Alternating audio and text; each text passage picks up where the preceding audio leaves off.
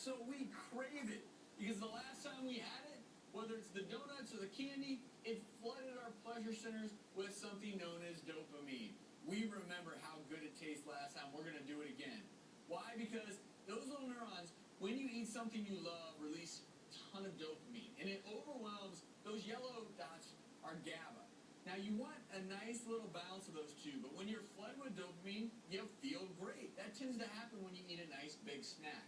Having said that, the cravings tend to last not too long, but when you eat these big meals and you give into your great cravings, a lot of other things are happening. You're releasing a lot of glucose.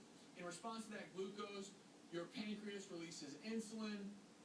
That insulin grabs all the sugar, imports it into your body's cells, so you no longer have any glucose, and you have all this insulin, and your brain says, I want more, please give me more. That felt so good. That's the craving. The craving is your brain saying, I have depleted all my pleasure, but I know I can get it back. And all it takes, it's so easy. Yeah, but you can't eat just one though. Yeah. That's right.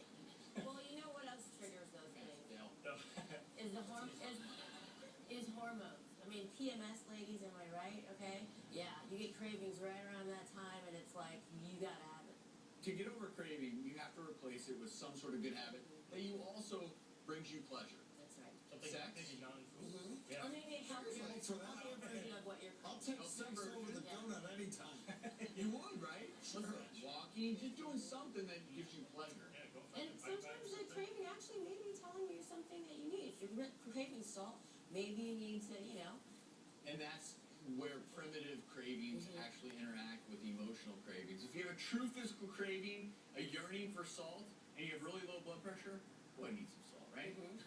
Yeah, and if you are craving sweets, and especially chocolate, it may be related to your mood. Just as you said here, that we know that all those things stimulate the pleasure center. What that may mean, your body's telling you that you may be a little bit low in some of those neurotransmitters, dopamine, maybe serotonin.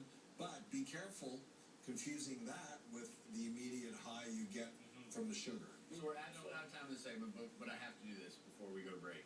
The one thing that you just can't get enough of, you're craving. I know I'm craving oysters right now. Oysters? Craving?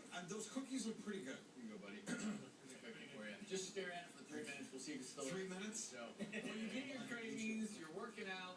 Up next, how long will your good efforts last if you happen to be sidelined by an illness, maybe